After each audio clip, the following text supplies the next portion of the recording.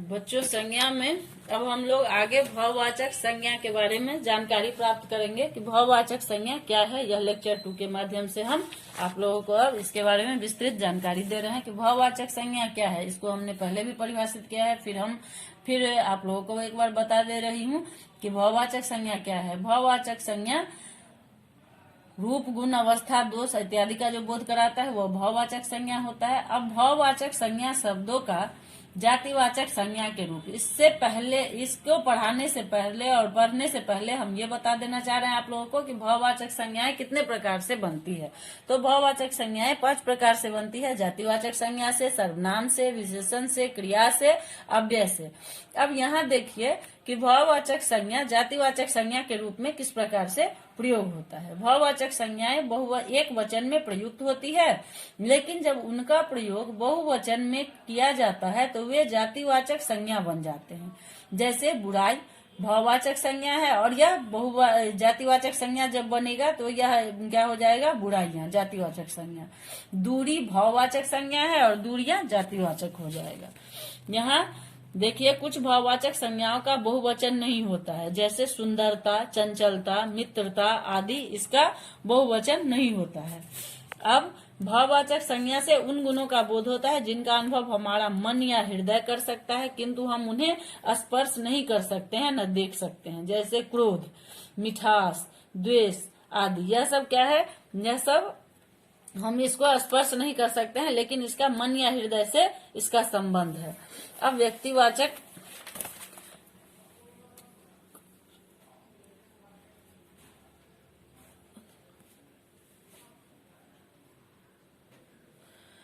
तो अब हम यहाँ देखें हम लोग कि जातिवाचक संज्ञा से भाववाचक संज्ञा किस प्रकार बनती है। अब नीचे देख रहे हैं कि सर्वनाम से किस प्रकार भाववाचक संज्ञा बनता है। जैसे निज से निजत्व, अहम से अहंकार, सर्व से सर्वस्व, मम से ममत्व, अपना से अपनापन, पराया से परायापन।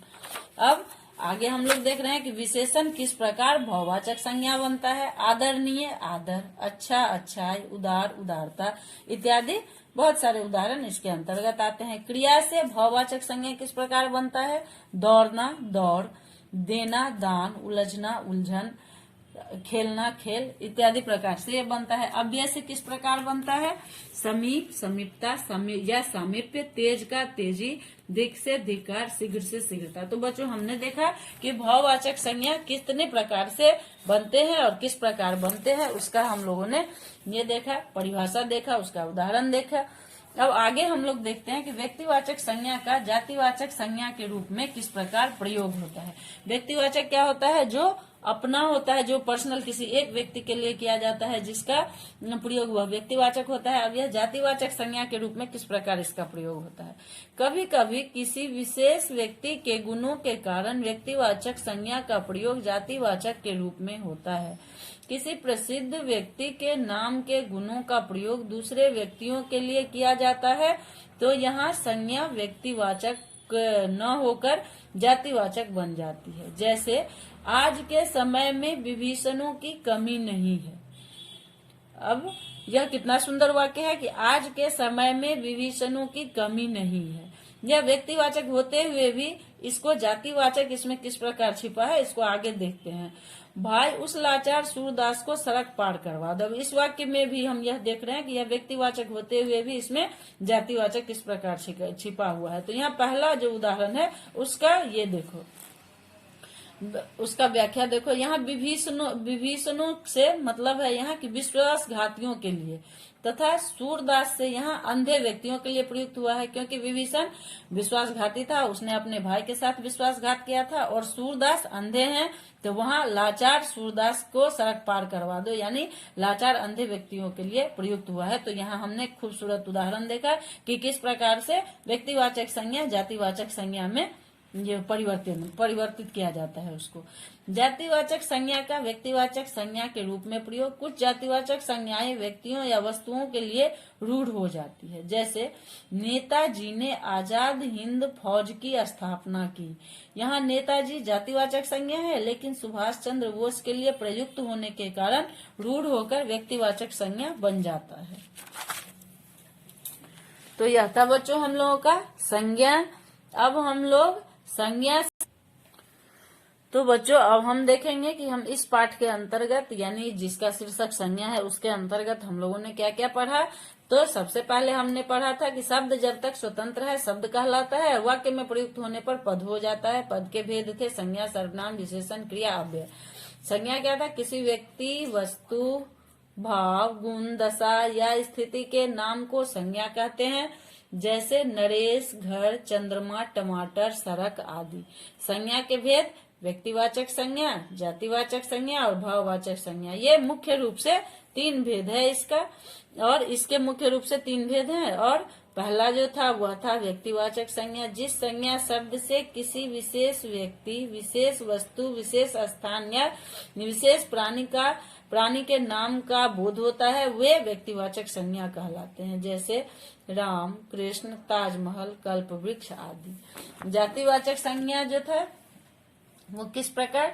जातिवाचक संज्ञा जो संज्ञा शब्द किसी प्राणी, स्थान या वस्तु की पूरी जाति का बोध कराते हैं वे जातिवाचक संज्ञा कहलाते हैं, जैसे स्त्री, पुरुष, बच्चा, पर्वत, नदी आदि। यहाँ जाति से किसी खास जाति का ये नहीं हो रहा है, किसी खास जाति के लिए प्रयुक्त नहीं हो रहा है, बल्कि एक मानव जाति या फिर किसी मानव हो या फिर जानवरों का जाति हो तो उसके लिए यह जातिवाचक संज्ञा का ये प्रयोग किया जाता है। भाववाचक संज्ञा जो संज्ञा शब्द किसी भाव, दशा, स्थिति, स्वभाव, गुण अथवा विशेषता के नाम का बोध कराते हैं वे भाववाचक संज्ञा कहलाते हैं, जैसे सुंदरता, कुरूपता, चतुराई, प्रतिभा, वीरता आदि। जातिवाचक संज्ञा के बारे में हम लोग देख लेते हैं कि यह इसको कितने भागों में बांटा गया था। इसको 2 भागों में बांटा गया था, समूहवाचक संज्ञा और द्रव्यवाचक संज्ञा।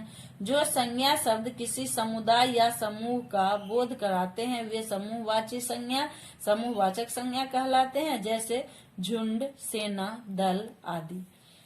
यहाँ वाक्य में प्रयोग किस प्रकार किया गया है इसका? हमारा परिवार बहुत बड़ा है। यह जातिवाचक संज्ञा परिवार है क्योंकि परिवार में अनेक लोग रहते हैं और यह समूह में आता है, इसलिए इसका यह उदाहरण है। जुलूस में सबने बढ़कर हिस्सा लिया। यह जुलूस जो है यह समूहवाचक है और यह जुलूस में मनुष्य जाति के लोग होते हैं, तो यहाँ है जुलूस में सबने बढ़कर हिस्सा लिया।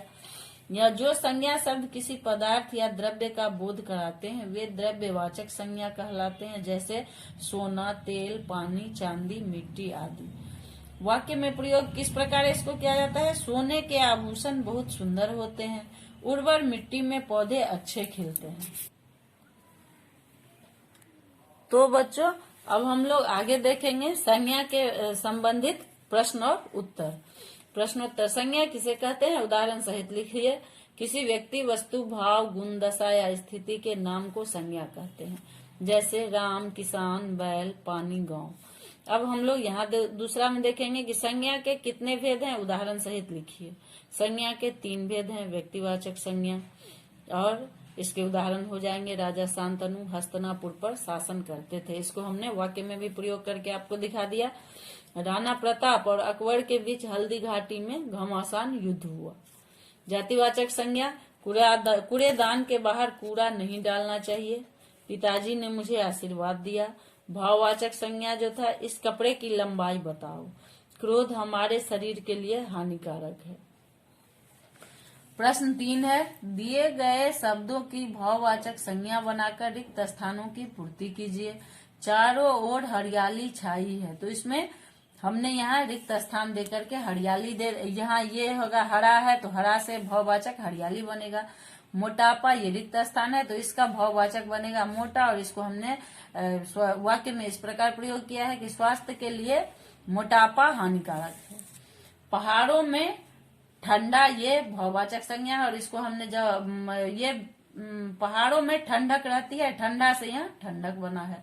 यौवन जोश से भरा होता है, युवा क्या यहाँ ये युवा है और युवा से भाववाचक संज्ञा यौवन बना है।